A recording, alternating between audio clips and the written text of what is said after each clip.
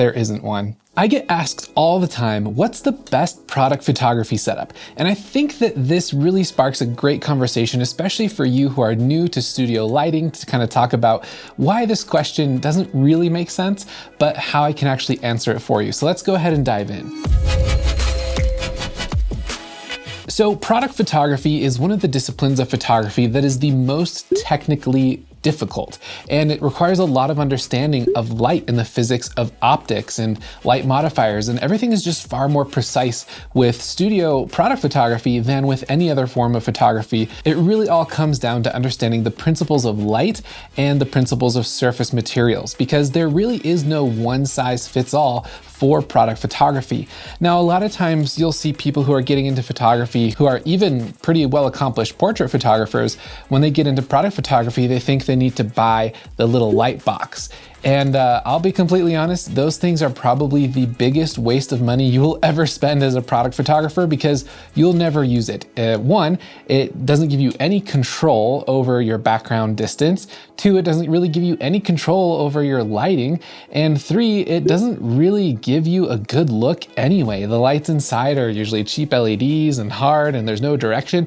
And every single product, like I said, requires its own bespoke approach. Now, there are ways to make lighting setups that work really well for a broad range of subjects, although they'll never be as specific as you could get for like a hero shot. So say, for example, you're doing e-commerce. So the e-commerce photos can all be lit almost the same, with maybe little tweaks here and there depending on the size and the shape of the subject.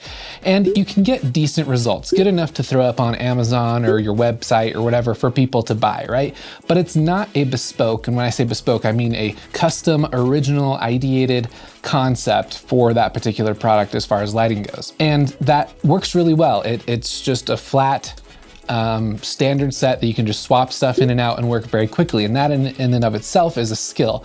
But the results are never going to be as good as a custom approach for each product. So for example, my camera here, I would approach this, shooting it a completely different way than I would, say, my smartphone here. And the reason is they're similar in color, so maybe that would be a similar approach or concept, but the shape of them is completely different. This has a lens and is very cylindrical and has all these edges and shapes and hand grip and textures, and it's a very complex thing.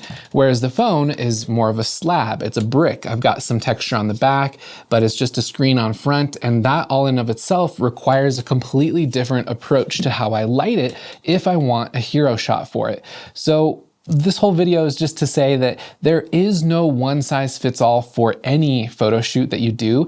That's true with portraiture, and it's especially true for product photography. You need to have a unique approach to where you place your lights according to your subject and your scene to get the results that you want. And it's even more important with products, because we're working with glossy surfaces, we're working with matte surfaces, we're working with transparent, we're working with reflections, all sorts of dynamic things and odd shapes, that you don't come across in portraiture at all. And because of that, it's even more true that you need to be more precise and more bespoke for each product that you approach. So you may be asking, what is the best product photography lighting setup for studio products? And there isn't one. You can't just use one paintbrush with one color and one stroke type across your entire canvas, or it's going to look boring and every single picture is gonna look the same, right? So when you learn the actual fundamentals of light, what are different light modifiers doing? What's the distance of your light doing? What's the orbit of your light doing? How do they interact with the specific surface materials and shapes of the subject you're working with?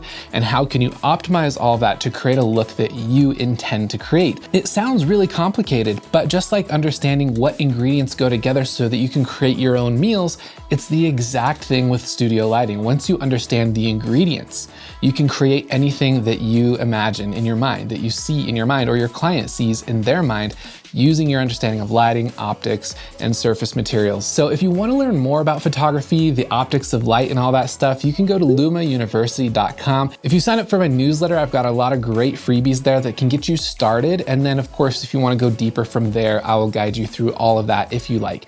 I also offer one-to-one coaching. So if you have a very specific need, you have a shoot coming up soon and you need a lighting setup that is exact and you just don't want to take the time to think about it and you just need an instant answer, you want me to help guide you through that, I can do that as well. Just shoot me a DM on Instagram, or you can book that as well on lumauniversity.com. And of course, all of the gear and everything else, links in the description, anything that you need, I'm always happy to answer.